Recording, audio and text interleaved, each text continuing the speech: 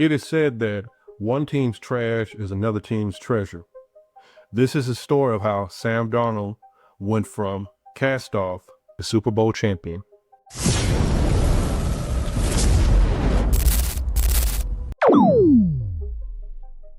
So I want you to consider this. You come from a prestigious university in USC. You're drafted number 3 overall in the 2018 draft. You go to the biggest media market in the entire world, and that's New York. And you get drafted by the Jets. And they want to tell you what I think about the Jets. I have never seen this before in my life. Watch this. Vince Wilfork is going to throw Brandon Moore back into his quarterback. He's going to fumble the football. This is what Reggie White used to. And so everybody knows about the Jets. The Jets haven't won a Super Bowl since Super Bowl III. Most of the people that's going to watch this, you were not born back in that era where Joe named Broadway Joe, as in Joe Namath, guaranteed a win, and the Jets win Super Bowl III. Since then, the Jets have been this topsy-turvy type of organization, and you have to think about it or consider things from not a limited scope, but a broader view. And the Jets are a dysfunctional organization. And I often say that talented quarterbacks, sometimes they're drafted by the wrong club and they end up getting messed over. And so I'm going to use Jamarcus Russell as an example. Now, everybody gets on Jamarcus and says he's this lazy, slowful, this undisciplined guy. And some of that's true, but you have to think about if he had gone to New England or gone to some other place that has structure that would have held him accountable. Now, Jamarcus Russell, Sam Darnold, they are polar opposites, but it matters for the sake of the discussion when you don't go to an organization that's, if they're not squared away, you're going to suffer. You're going to not thrive.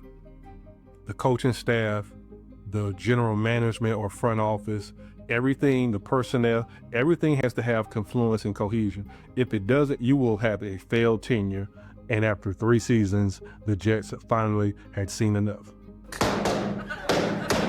So Sam is traded to the Panthers, and because he's a high draft pick, he's always going to have that, I call it the redemption factor or the redemption potential, because players or the league, the league won't give up, because there will always be some story or some prior example of a player rising from the ashes like a phoenix. So like Jim Plunkett, as I always bring up in some of my other videos. So Sam, again, is traded to Carolina. They start out 3-0, and he's dropping dimes. He's very elusive, and because he's using his feet. And I often say that sometimes the best plays or best playmakers, they don't think things through. They read and they react. If the pocket collapses, you go out and you use your feet accordingly, and you create plays that makes you more of a threat, that makes you unpredictable. So they start out 3-0. And then they start to drop some games simply because Sam loses a bit of confidence. He becomes inconsistent. He starts to force things. He becomes more of a statue in the pocket. And some players, they don't thrive when they're sitting back in the pocket and they're being a statue. They have to go out and they have to just be let loose. They have to let them play their game, so to speak. And so sometimes you can be overcoached. And so maybe a little bit of that is true because this is Carolina. And then he gets injured.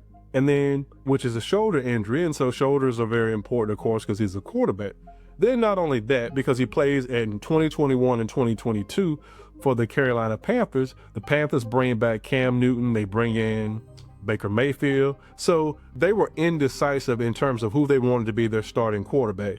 And so when a team gets desperate and starts basically going back to an X, you already know that you don't have enough stability. Now, it's not a train wreck like the Jets, but the Panthers simply, it wasn't the place for Sam Darnold. And Sam equally also has some responsibility in that.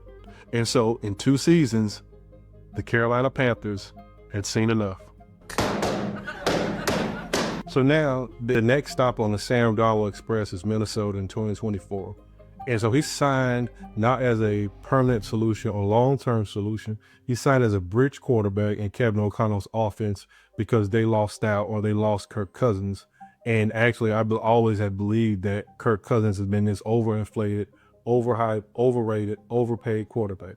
But anyhow, Kirk Cousins moves on to much greener pastures.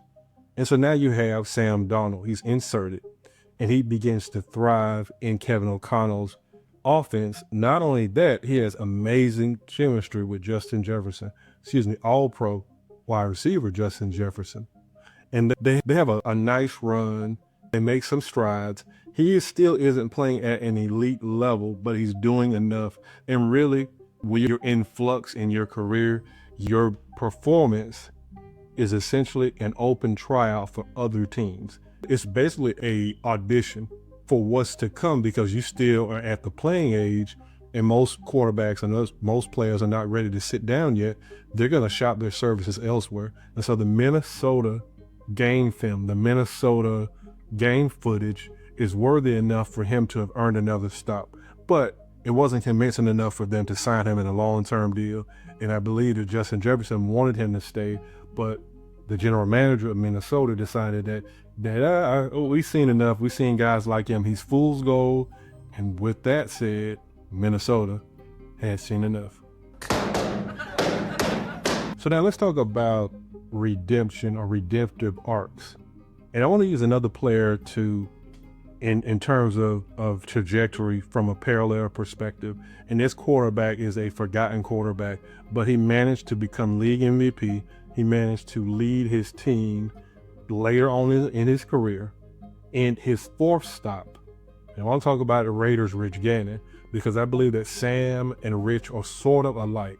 They're not identical twins, but let's say they're fraternal twins in a sense of their playing careers. Now, Rich Gannon wasn't drafted number 3 overall. He was drafted in the middle of the NFL draft. He was asked to become a cornerback by the Patriots. He said, nah, not going to do that. Ends up getting traded to Minnesota. And then he was more like a wanderer in a sense. Then you get to another stop. You get to the Redskins. And again, it's kind of so similar to Sam. You play 1 year, not that remarkable, and then Rick sits out another year, and then he finally makes it to the Kansas City Chiefs. And I like to call his Chief stint as he's fighting for respect.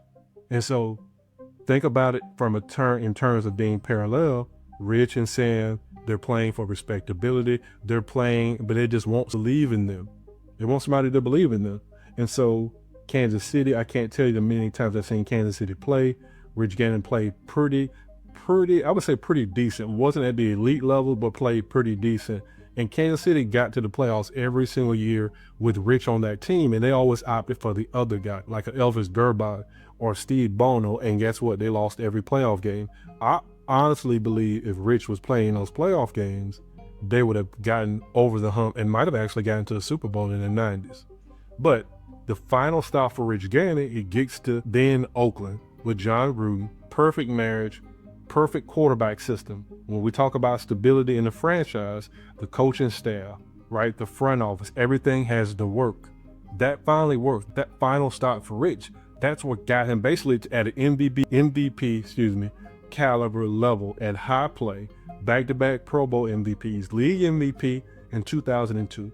At that time came the closest. This is way before Drew Brees had been broke.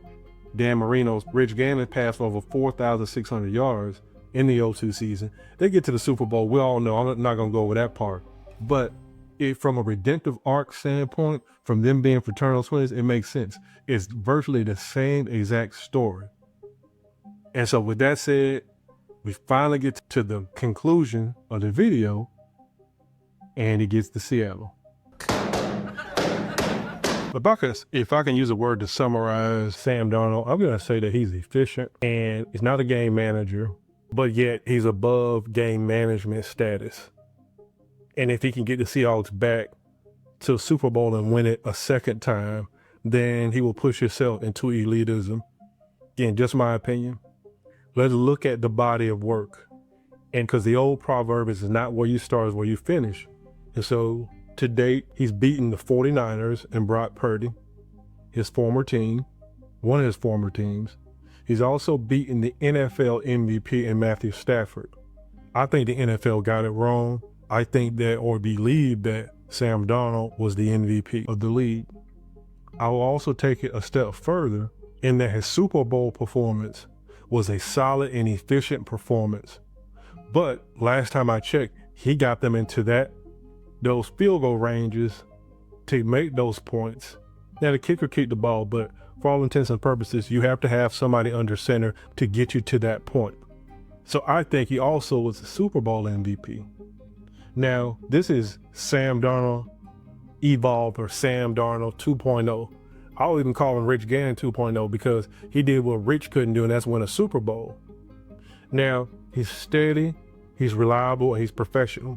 And with that said, again, he's also a Super Bowl champion, and he's a journeyman quarterback. So let's engage in the comments.